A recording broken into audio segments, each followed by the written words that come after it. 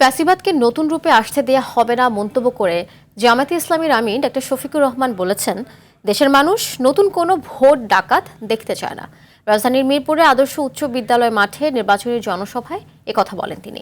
বলেন, আধিপত্য, ফ্যাসিবাদ ও চাঁদাবাজির বিরুদ্ধে হ্যাঁ ভোট দিয়ে জামায়াতসহ 10 দলকে বিজয়ী করবে মানুষ। নাজমুল হুদার সহায়তায় বিস্তারিত জানাচ্ছেন দীপ্ত চন্দ্র পাল।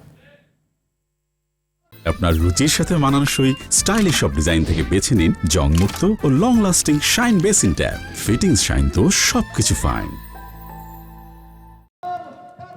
আসন্ন ত্রয়োদশ জাতীয় সংসদ নির্বাচনে ঢাকা 15 আসনের নির্বাচনী জনসভার মাধ্যমে আনুষ্ঠানিক প্রচারণা শুরু করেন জামাতের আমির ও 10 দলের প্রধান ডক্টর শফিকুর রহমান।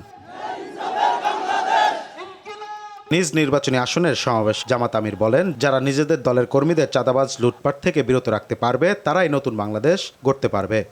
আর এই দেশে আমরা ফ্যাসিবাদের ছায়াও দেখতে চাই না।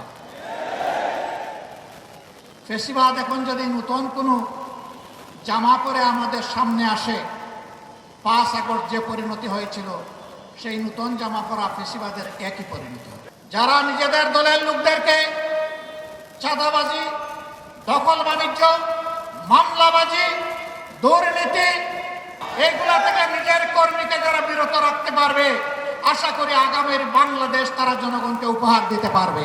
ফ্যামিলি কার্ডের মাধ্যমে জনগণ আবারও দুর্নীতি ও বৈষম্যের শিকার হবে বলে মন্তব্য করেন তিনি।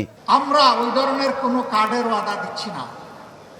2000 টাকা দিয়ে একটা পরিবারের কোনো কিছু সমাধান হবে?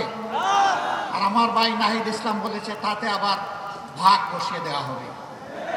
খাজনা আগে, তারপরে অন্যটা।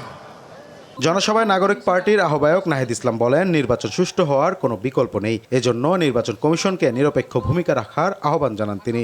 12 ফেব্রুয়ারি নির্বাচন সুষ্ঠু হতে হবে। নির্বাচন সুষ্ঠু হওয়া ছাড়া এর কোনো বিকল্প নাই। অন্য কোনো প্ল্যান কাজে দিবে না। নির্বাচন সুষ্ঠু হওয়ার জন্য নির্বাচন কমিশনকে নিরপেক্ষ আচরণ করতে হবে। জনসভায় বক্তারা ন্যায় ও ইনসাফের বাংলাদেশ গড়ার অঙ্গীকার করেন। দীপ্ত চন্দ্র পাল, RTV, ঢাকা।